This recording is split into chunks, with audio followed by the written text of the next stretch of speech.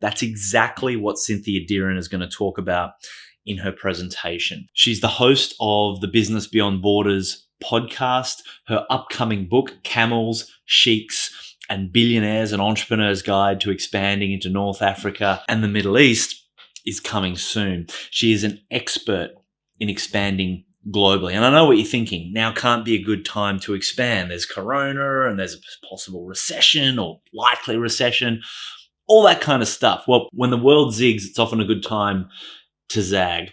2009-10, when we started Dent in the UK, within 12 months, we'd expanded to Australia. Within 12 months after that, still feeling the reverberations of the GFC, we were in Singapore and the US. Now might just be the time when everybody's looking the other way to plan your next move. And Cynthia is the perfect person to help you map it out. But before I connect you with her, let me give you a little bit of context.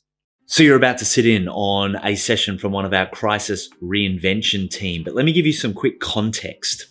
When COVID started to seriously impact businesses, we mobilized experts from within the Dent community to be able to help business leaders like yourself navigate the difficult decisions across a variety of topics, including how to access finance and grants, to cash management, to human resource law, to marketing and sales strategies, to cool tools and tech that you can use from home, through to high stakes leadership, health, wellness, stress management, not just for yourself, but for your team, and look, a whole lot more.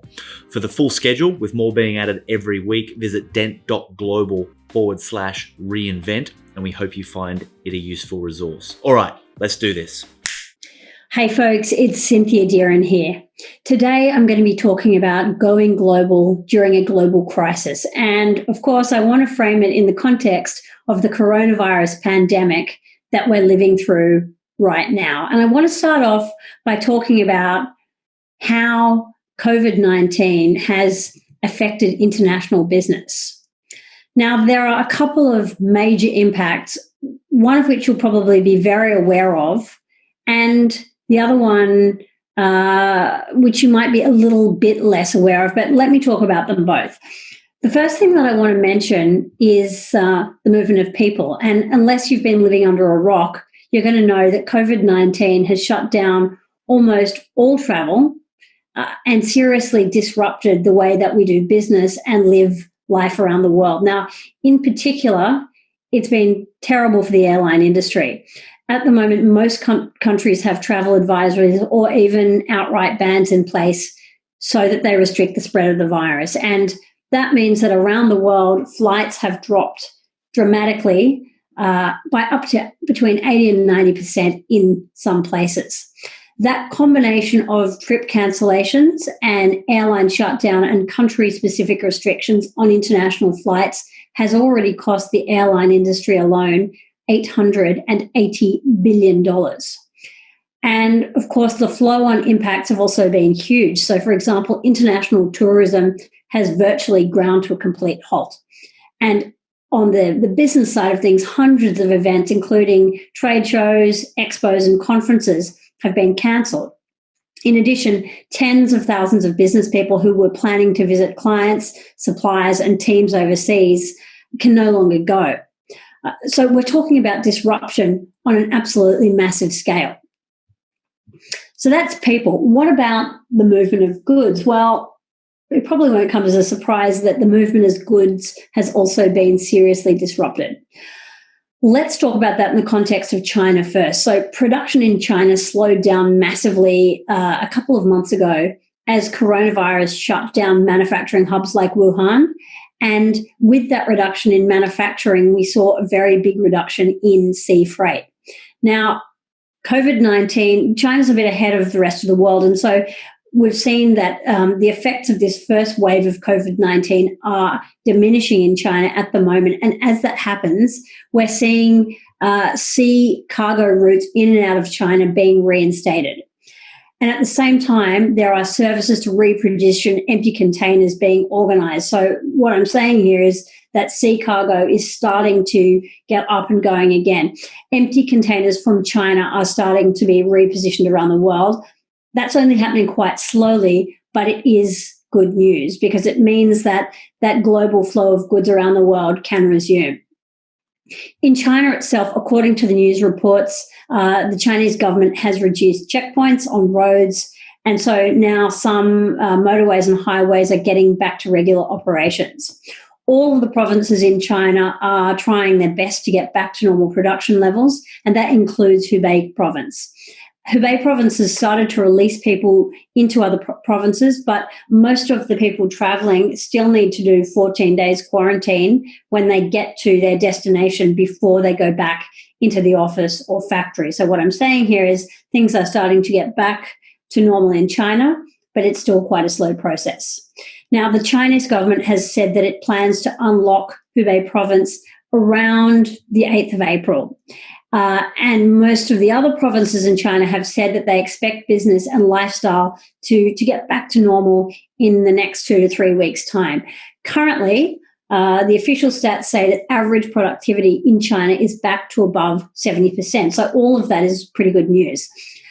But what are the flow-on effects that we've seen from the China shutdown that's been happening for the last couple of months? Well, let's talk in particular about how it's affected Australia. In Australia, we've got ships arriving and sailing again, but there is still a lot of concern around air freight. Because so many passenger aircraft have been grounded, and you'll know that in Australia, Qantas and Virgin have cut between 80 to 90% of their international services. And that means that global air freight capacity has been massively reduced. So we still have charter aircraft flying, and we have some dedicated freighters. Those flights by themselves are not enough to accommodate all of the air cargo that usually needs to move around. Because we've seen a huge reduction in passenger air services, it means that there's less belly space for air cargo, and that's normally a really important source of air cargo services. Unfortunately, because belly space has gone down, air cargo rates have increased very significantly.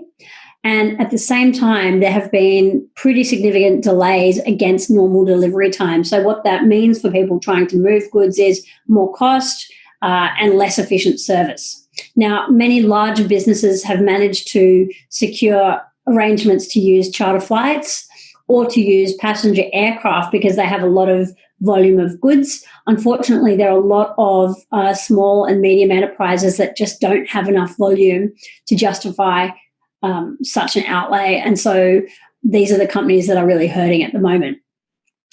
Unfortunately, if you are a company that sends your goods around the world by post using the postal service, so maybe you manufacture bikinis or candles or soap and you want to send it elsewhere from Australia, all Economy Air international parcel deliveries have been suspended until further notice. So Australian companies that usually post stuff out through Economy Post are also facing challenges in getting products out the door to customers. And we're even seeing the delays in domestic deliveries because there are reduced domestic flights as well.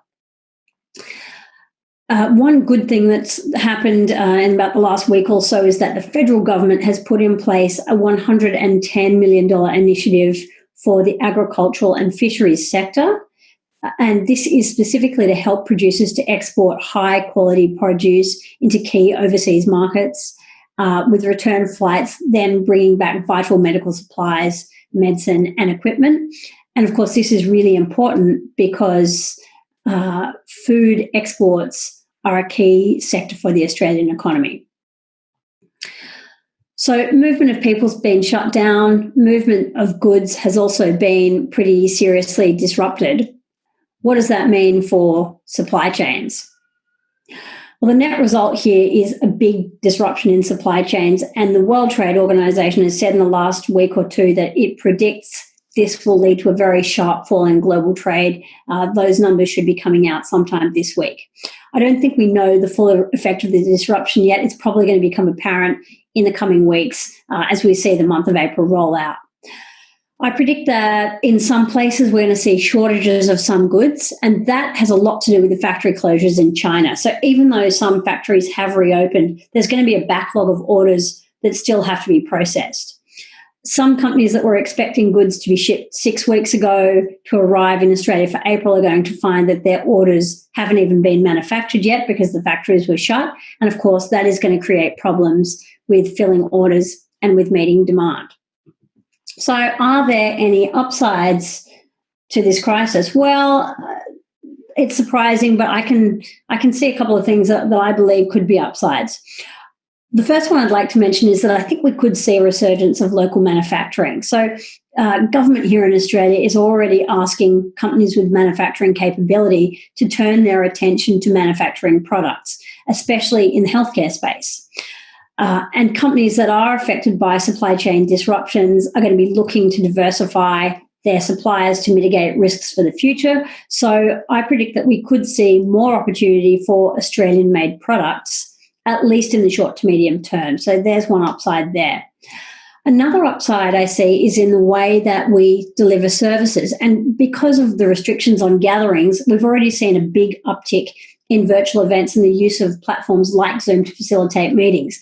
I tried to buy a webcam a few days ago, an upgraded webcam. There was not one available for about the next 4 to 6 weeks, not a good one anyway. And, I know that one company that I've done some work with in the event space has seen its business almost entirely shut down as its events around the world were cancelled. So this company works in the luxury sector, does luxury events for huge companies. Pretty much everything that they were planning has been cancelled from mid-February onwards. When I spoke to the founder of this company last week, I said, "What are you doing? Are you stopping everything?" And he said, "No, it's been a really terrible few weeks, but we are thinking about what we can do differently and better. And so we've turned our attention to building a broadcast studio so that we can actually host our high-end events virtually." Now, I'm telling this story because what I see here is an acceleration of the trend to use virtual platforms. That's driven by the fact that we can't get together. But what it does is it creates a big opportunity for service providers, for people who provide intangible services to their clients. So potential clients who would previously have hesitated to accept virtual delivery of a service are now much more open to it because they just don't have any other options. They have to consume their services virtually. What that does is, if you are a service provider, it creates a massive opportunity to reach clients everywhere.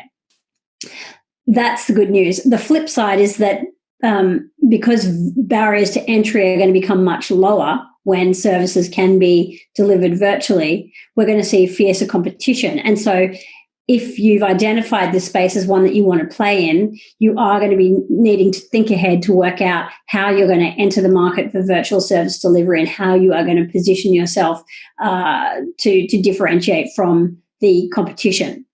And I guess that really brings us to the question, well, is now really the right time for us to think about going global? Lots of people think it's crazy. There are CEOs out there saying to me, look, everything's so uncertain. How can we make any plans now? The truth is, though, that if you're standing still, even now in the midst of a crisis, if you are putting all your plans and decisions on hold, you're actually going backwards. Now, of course, you need to take care of the first things first. You need to activate your contingency plans. You need to make sure that you stabilize your cash flow. You need to make sure that your team is safe and that they can work from home and that things are functioning properly. But here is the thing. COVID-19 is a little bit like a time machine. We've got into the time machine. We've pressed a button. We don't really know which one. We're not sure when we're going to land, and we don't know exactly what the landscape will be when we get out. But one thing is for sure, we're going to be much worse off if we're unprepared for the landing. And this is accentuated because some parts of the world, like Asia, are probably going to open up early, and smart companies there will already have plans in place. So if you as a CEO are standing still while the smart companies in Asia or even your competitors here in Australia are moving forward, then you're not standing still, you're actually going backwards. So if you are a company that has got international operations or is thinking, maybe there's an opportunity here for us to go global when we come out of COVID-19, what do you need to know? Well, today I want to highlight 3 of the big mistakes that you need to avoid if you're going to launch a successful international business. And I want to give you a couple of quick pointers on what you should do instead. Now, these principles apply in normal conditions and they apply in a crisis too. I see companies making these mistakes all the time, and I know that many companies will be even more prone to making them now because we are in a crisis situation. So things feel tense and people are operating reactively rather than proactively. So the first mistake that I want to highlight here is what I like to call soft focus. And in other words, it means that you go into international markets without a clear vision and strategy. So if you are going to successfully scale internationally, the company's leaders have to have a crystal clear vision of what they want to achieve. Now, when you grow at home, often it happens organically without much strategy. It's a bit of right time, right place.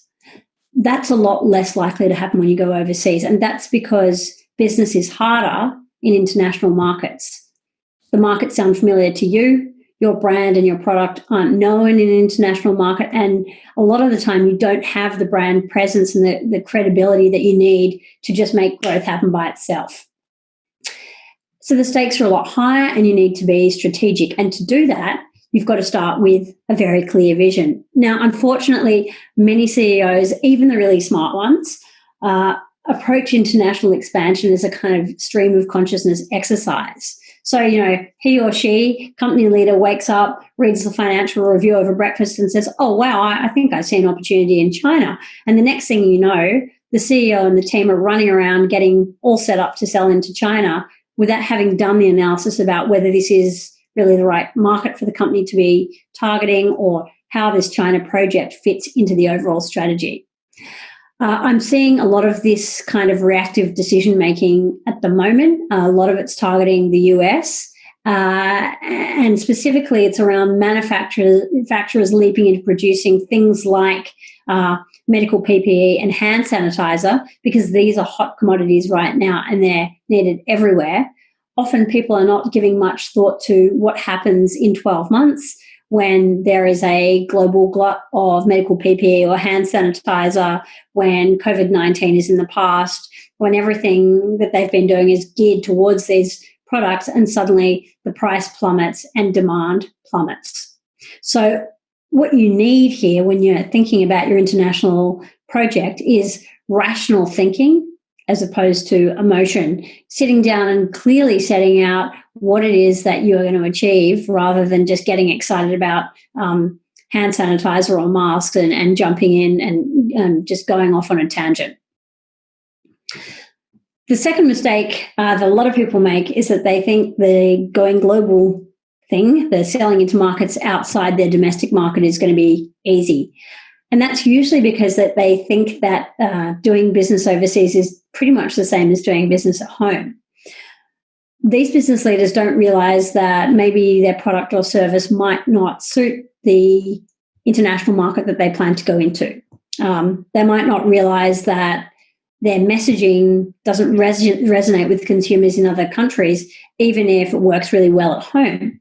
And they even might not realize that business works quite differently in some countries compared to how it works in other places. So, even between Australia and Britain, there are differences in how business works. Between Australia and the States, there are differences in how business works. Between Australia and China, there are massive differences in how business works.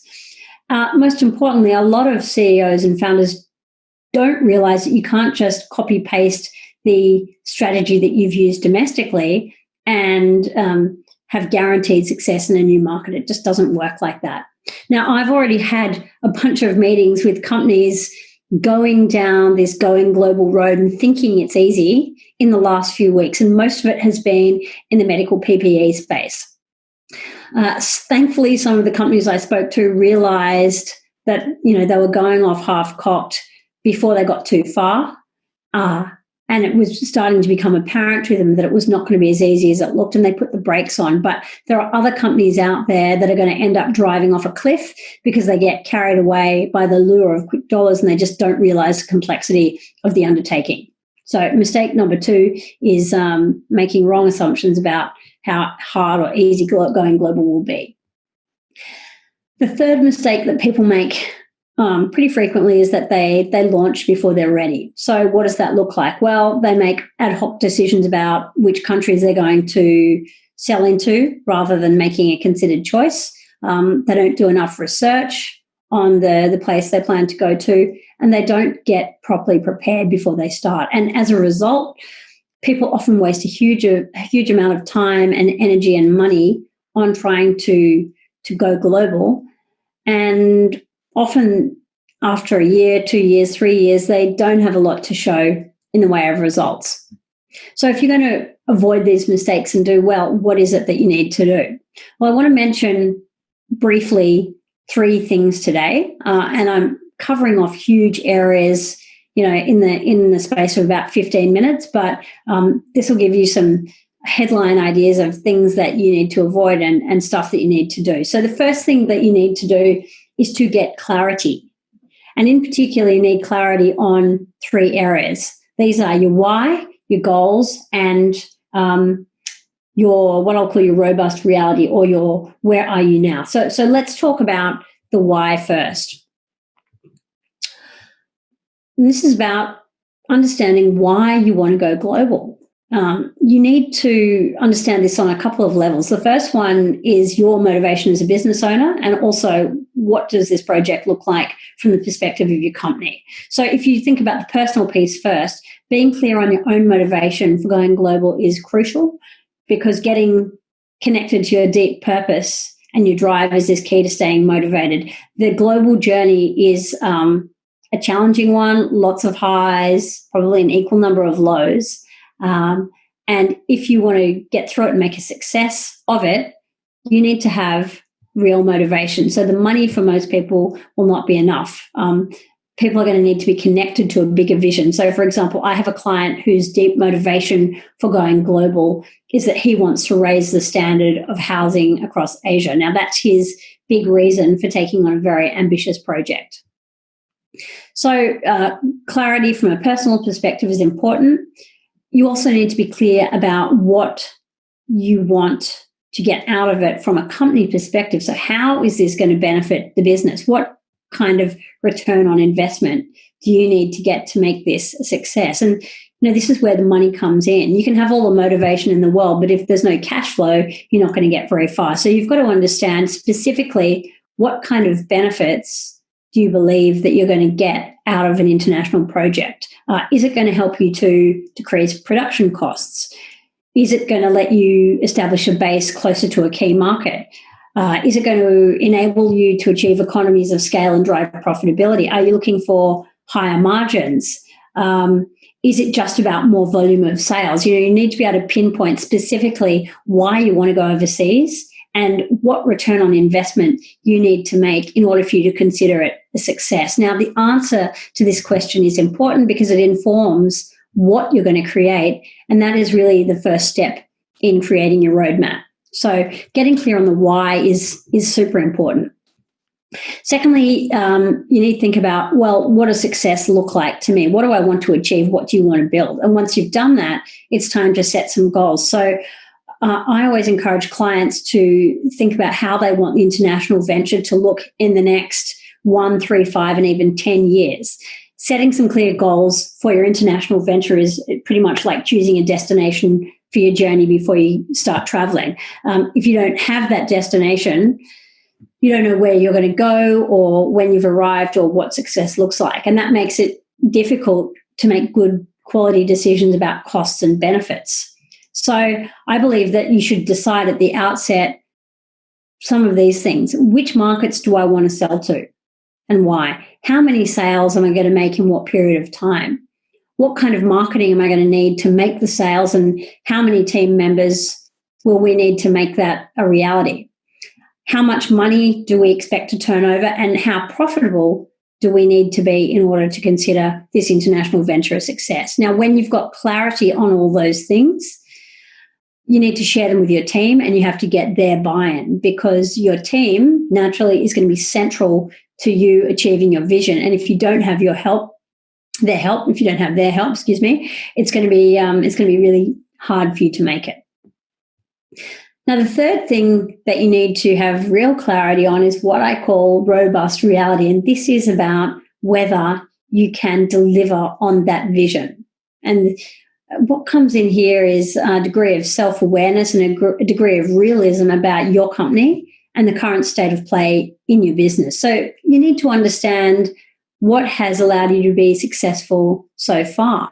And I suggest that you spend some time defining what is special about what you do or what you sell that's going to make you a success overseas. Now, that's really important because the global marketplace is competitive. Your potential clients have been doing really well up till now without what you sell. So you need to be clear on what it is that's going to set you apart from the rest. If you're out there peddling a Me Too product or service without much in the way of differentiating features, you're going to find it a big struggle to compete.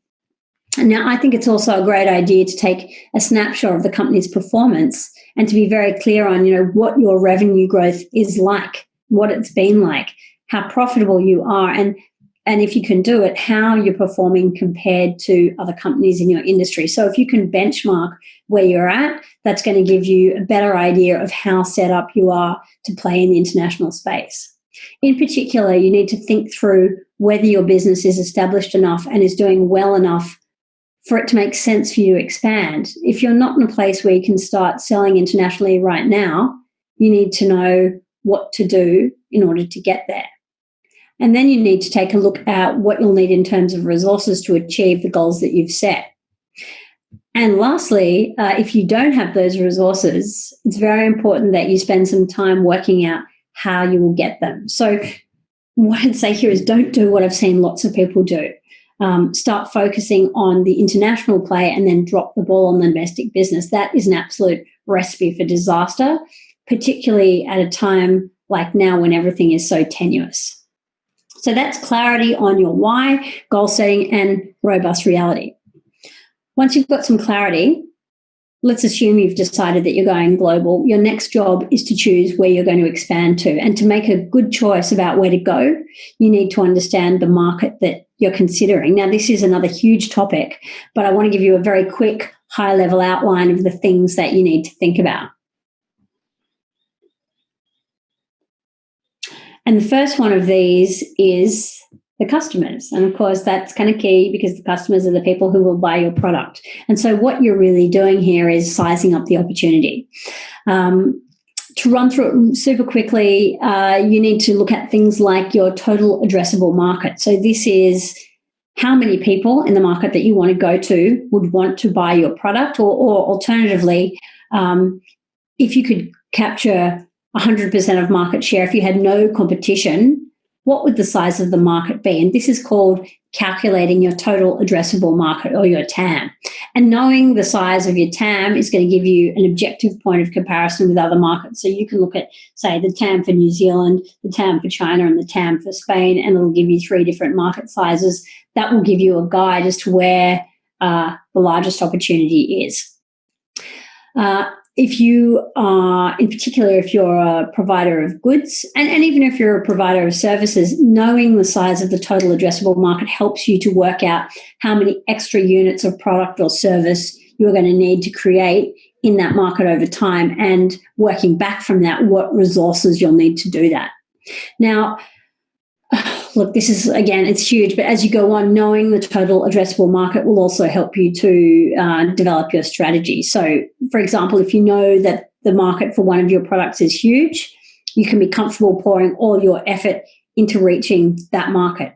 If you don't have that information, and I've seen companies make this mistake, if you don't have information around the size of the market and you assume that it's smaller than it really is, there is always a temptation to get distracted onto other projects in an attempt to actually generate more revenue, when in fact you might be better focusing all of your efforts in one place. It's also worth calculating your serviceable addressable market. So this is really about how many people you can reach with your messaging, given the current capabilities of your business, and also the serviceable obtainable market. So this is how many people can you actually turn into clients. So total addressable market, serviceable addressable market, and serviceable obtainable market are all great pieces of data to have when you want to understand your customers. I suggest you also work out and you confirm if you've got any doubts that people actually want what you're selling. Now, you might have a product that you think is really standard, but you can't afford to assume that people in a different market will want what you sell just because it works at home. Now, as you are doing this, make sure that people want what you're offering. Don't assume that it's the case. And the question that you need to answer here is, how does my product or service solve an important problem for this potential client? And how can I actually demonstrate that in a tangible way? You also need to know whether people in your target market can afford your products, and in particular, whether they're likely to pay a premium for them. And it's important that you take this into account when you calculate your return on investment. So you're taking on extra risk as you go overseas. You really need to build in an extra margin or an extra return on investment to make the risk worth your while. So how can you work out whether people can afford you? Well, the answers to those questions are linked to things like levels of income in the market that you're going to go to, how much your potential customers earn on average, and also what people in the market that you're going to typically spend their money on. So getting clear on who your customers are, what they want, whether they want what you're selling, and whether they can afford your offering are really key to making a decision about which market you want to go to.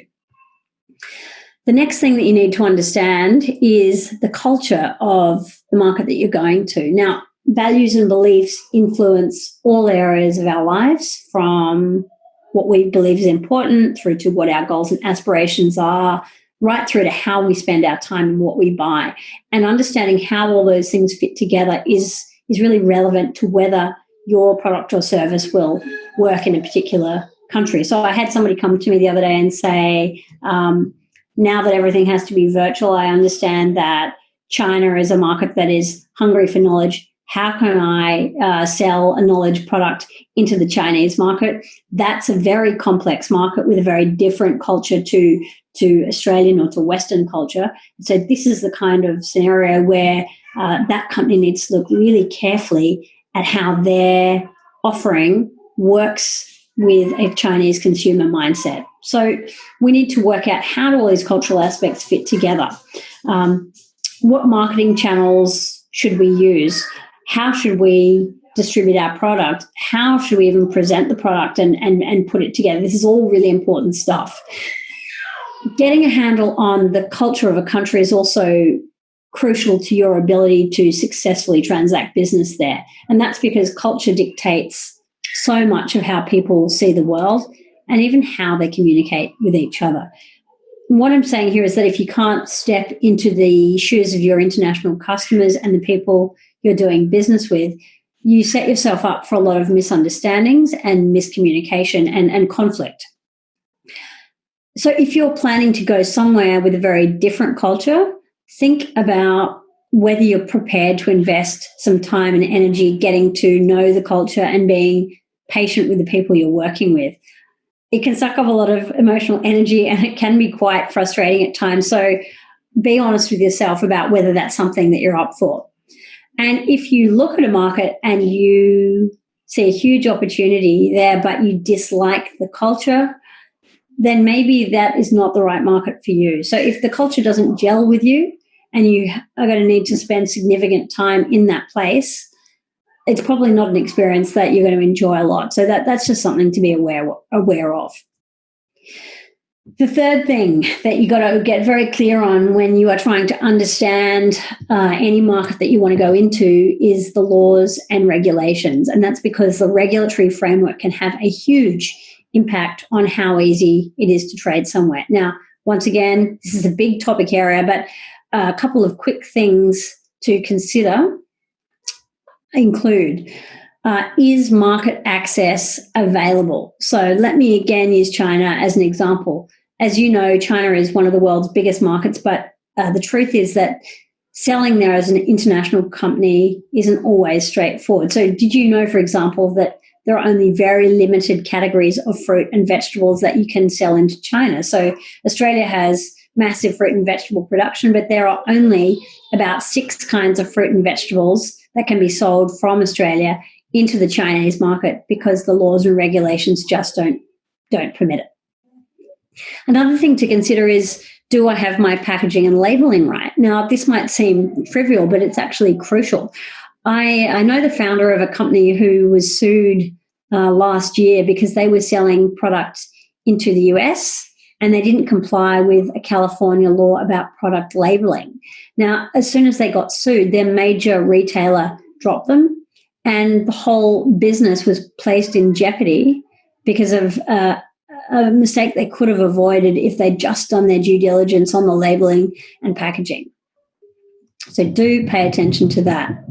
If you are in a service providing sector, you need to think about professional accreditation and whether you can actually get that. You know, if you're an engineer or you're in the health services field, work out what kind of professional accreditation you'll need to operate in the market that you're going to, and whether or not you'll actually be able to get that.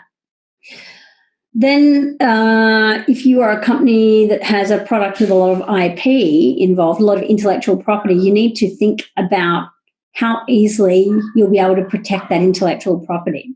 If IP is a very important part of your offering, you want to make sure that you can protect that IP against infringement in the market that you're going to.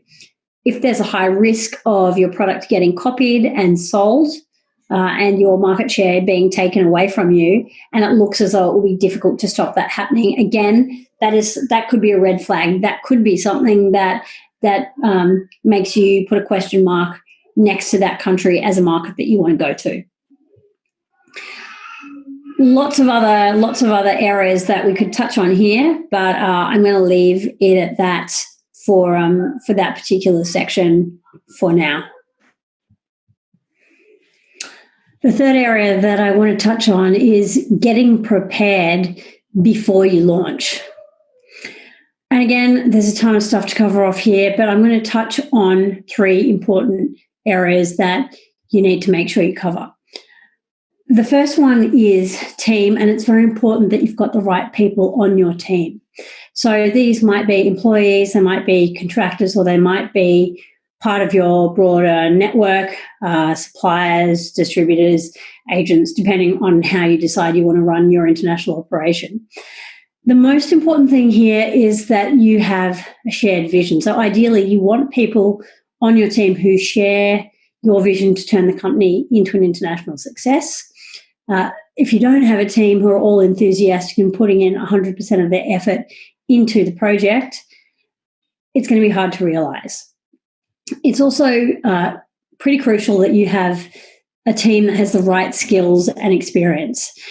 Operating internationally is quite different to working domestically, so your best option is to have team members, again, either inside the company or people that you partner with, who have already got experience in working in other markets. Now, depending on your industry and depending on which markets you're going to, the skills that your team might need could be things like logistics, international supply chain, language skills, intercultural marketing, knowledge of foreign regulatory systems, and the list goes on.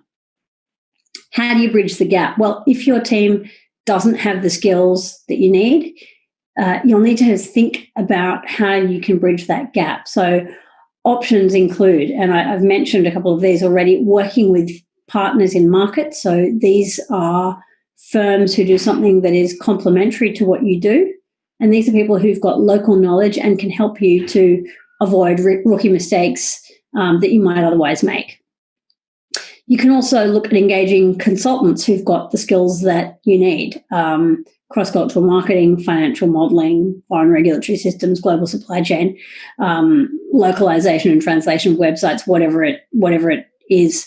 Or you can go for a complete outsourcing model if you don't want to bring somebody into the team. The short of it is, though, that working with people who know the market that you're targeting is going to save you a lot of heartache, a lot of energy, a lot of time, and a lot of money. So team is super important. Systems are also really critical. And simply put, a company can't really scale internationally if all of the policies and processes and systems exist just in the mind of the founder or key team members. So you need systems to scale domestically, and you need systems even more when you scale internationally, because your attention is going to be pulled in multiple directions. So you need to set things up in advance so that you're not spending 90 hours a week working in the business. You've got to be able to hand over most of the tasks in the business to other people so that you, as the founder or the CEO, can focus on strategic thinking. Systems reduce the amount of work that you need to do, obviously, and they create certainty for the team around what needs to be done. Systems also let you test ideas and measure results, and those things are both really important. So essential systems you've got to have in place before you start going global are things like turnkey systems for acquiring and retaining customers that don't involve your personal effort on a daily basis. So these are things like a really robust CRM, social media ads with strong calls to action, and a consistent SEO strategy. Or if you don't like digital stuff and you want to go old school, you have to be using a strategy like hard copy mass mailing, ideal clients and potential buyers. So systems around acquiring and keeping customers, very important. It's also important to have repeatable service fulfillment and product creation processes. So what I mean by this is a documented process for how you create your good or service step by step and how you work with clients. Now, it's going to be very hard to scale up if you have to personally create each product as a bespoke piece of work for your clients, because you won't be able to get volume. So you've got to have processes in place around how you actually service the clients. And then any kind of systems that you can think of that will help your team to function without you. So, we mentioned a marketing system already. Financial systems are super important for keeping track of how the company is performing. Even simple things like a universal naming system for all of your digital materials saves you hours and hours each week and hours for your team in locating documents. You also need an org chart for all of the positions and the team members so that everybody on the team knows what they're responsible for and who they're reporting to. You need key performance indicators for each position so that everybody in the team is clear about what they need to do each day and what they're being measured on. And ideally, you should also have an operations manual for the company and for each position so that the team doesn't have to come to you every single time they have a question about how to do something. And lastly, finances. Now, it's very important to have a handle on the financial side of going global. And I already mentioned, the importance of having financial systems. So if you don't have a bookkeeper and an accountant, go and get one. But it goes beyond that. Being in control of the finances is more than just knowing the turnover and net profit, although that's really important. I have seen too many business owners run into trouble because they hadn't thought carefully about their finances and how much money they were going to need and when they were going to need it in an international context before they got started. So one thing that I strongly recommend here is that you create an international expansion budget. And at the outset, it might not be exact. Some of it might be a bit of guesswork, but better to have that in place and to have some idea of how much you're going to need to spend and how much you can spend, rather than just flying blind and then being hit with contingency expenditure that you just didn't expect to have. And again, if you don't create a budget before you get started, you do risk getting blindsided by unexpected expenses.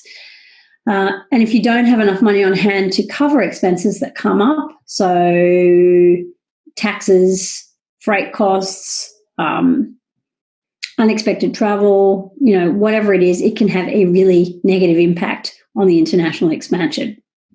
So work out, do we have enough money to do what we want to do right now? And then work out how to proceed. will we postpone going global because we don't have enough money at the moment, or will we go and explore some funding? Will we talk to the bank? Will we look for government grants? Will we look at taking equity? Will we look at trade finance? So there are lots of options that you can pursue there, but the one thing you have to make sure of is that you're financially equipped to succeed. So I've mentioned a bunch of mistakes, and I've mentioned some things you can do to avoid the mistakes. How do you, in a holistic sense, avoid making them? Well, I think one of the best ways to avoid making mistakes is to use a blueprint for international expansion and to use the tried and tested techniques that other already successful international companies have used to get there. Why? Well, it means that you don't need to reinvent the wheel. You don't have to wonder, how do I do this? There's already a way that you can do these things that works. As I said, you can have the benefit of techniques that other successful companies have already used. And most importantly, using a blueprint saves you from making mistakes that can potentially cost you your business. Now, what you can see on the screen at the moment is the blueprint for international success that we use at Deeren and Associates. I don't have time to go through it in detail, but briefly, at the center of the model is our goal for you, which we hope is also your goal, which is for you to scale internationally and to really amplify your impact, or to 10x your impact in the world.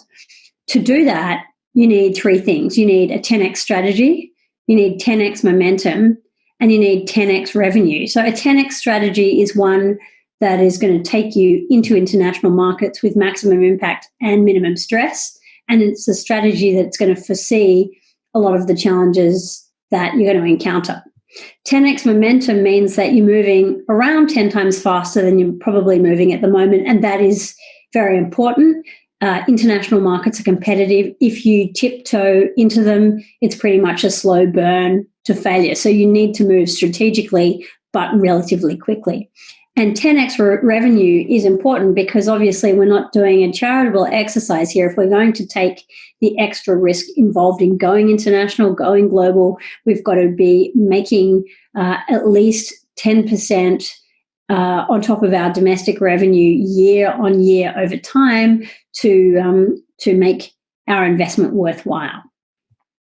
So how do you get your 10x strategy, your 10x momentum, and your 10x revenue? Well, there are three levers you can pull to get those things happening. And very broadly speaking, they are critical thinking. So this means not going on autopilot, but actually putting your brain into gear and doing the strategic and critical thinking that needs to be done before you pull the trigger on international action. You need to make definite decisions. These are decisions that are good quality and that you stick with.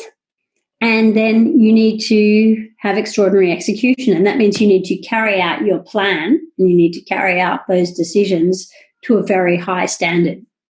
Now, those are the basics of the blueprint for international success.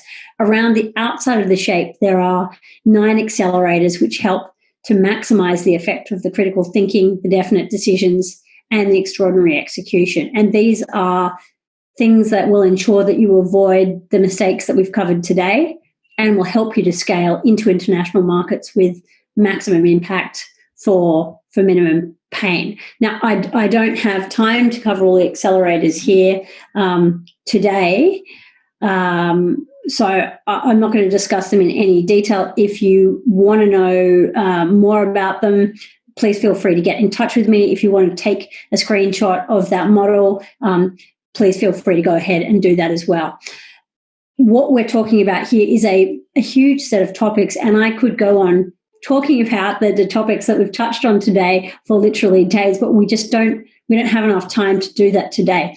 If you would like to find out more, you'll need to sit down with me for a longer conversation, or you could come along to one of my live events. And at those events, we get into the blueprint and the topics inside it in a lot of detail. Now, before I finish today, I wanted to touch on a couple of questions that people have asked me this week, and I hope that these will be useful for you. The first one is, how do I run my global team when I can't travel to them? And I've got quite a few clients in this position at the moment?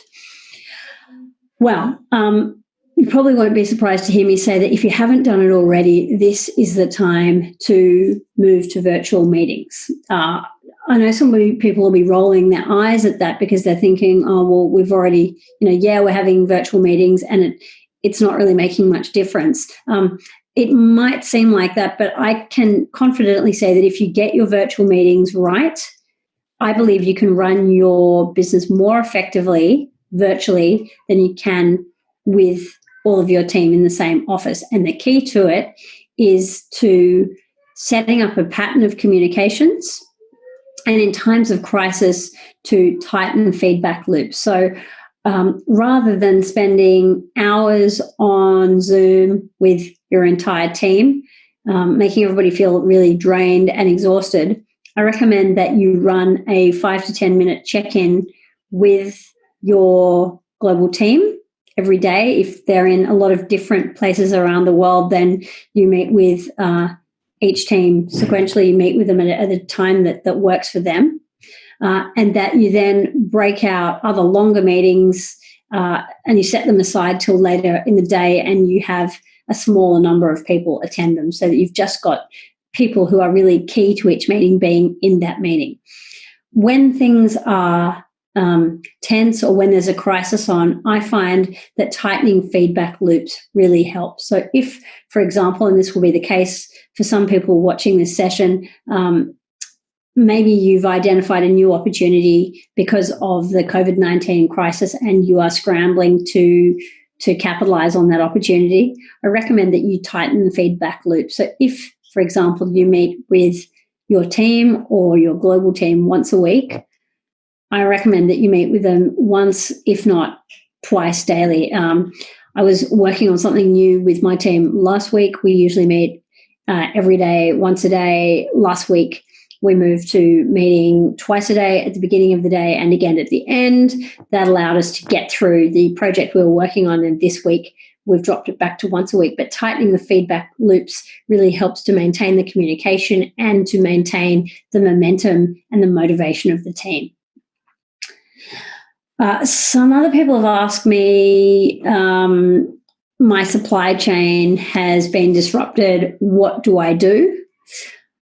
The short answer is if you're a very small company and the supply chain has been disrupted and you've only got one point of supply, so maybe you get fashion items out of China, there is going to be a limit to what you can do in the short term. So the reality is you are going to experience delays. And what is really important here is to maintain the communications with your customers, to let them know as clearly and as transparently as you can what you're experiencing. And if you can offer them some kind of sweetener to make that wait a little bit more pleasant, that's something that you might want to consider. Longer term, if you are a company that's had its supply chain disrupted, I recommend that you start thinking now about how you mitigate that risk in future. And in particular, you start investigating multiple supply channels. So if you've been sourcing all of your product out of China, you might want to start looking around and seeing where else product could come from and to have a few options up your sleeve so that the next time this happens, and COVID-19 won't be the last global pandemic, or the last global shutdown. So the next time this happens, you're actually prepared to deal with a disruption in the supply chain, and you can actually get ahead of competitors who are still operating off a single point of supply.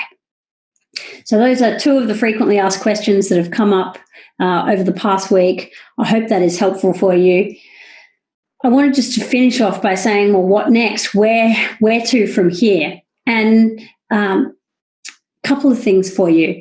If this session has been valuable for you today, and if it's raised questions or you'd like more information about what we do at Deere & Associates, please book a complimentary call by getting in touch with my assistant, Aileen, and you can do that at the address on the slide. I'd also like to recommend the Business Beyond Borders podcast to you. That we've been running that for a couple of years. You can access it wherever you get your podcast. It's on Spotify, it's on Apple Podcast, it's on Stitcher, it's on SoundCloud. On the podcast, I talk to founders of companies that have gone global and done it well. And we chat about, what went well, what didn't go so well, what mistakes they made, what they wish they'd known when they started out.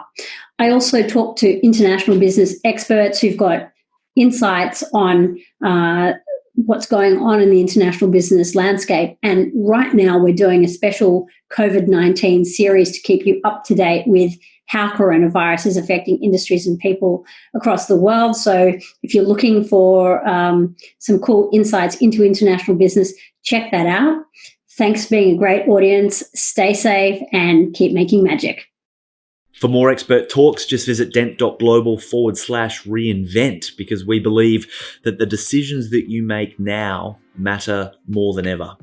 We started Dent 10 years ago in the middle of the GFC in London, and we shared the key person of influence methodology as a tool to be able to help businesses thrive despite the chaos. Today, it's a best-selling book, and over 3,000 businesses use the methodology like an operating system for driving performance. And we've learned that regardless of economic conditions, that your primary focus as a founder should be showing up as the go-to brand, the key person of influence in your industry. More important than systems or social media, more important than Facebook videos or launching a website, the goal of showing up as the key person of influence in your industry should be the organizing force. It should be the primary objective that helps align all your other decision making.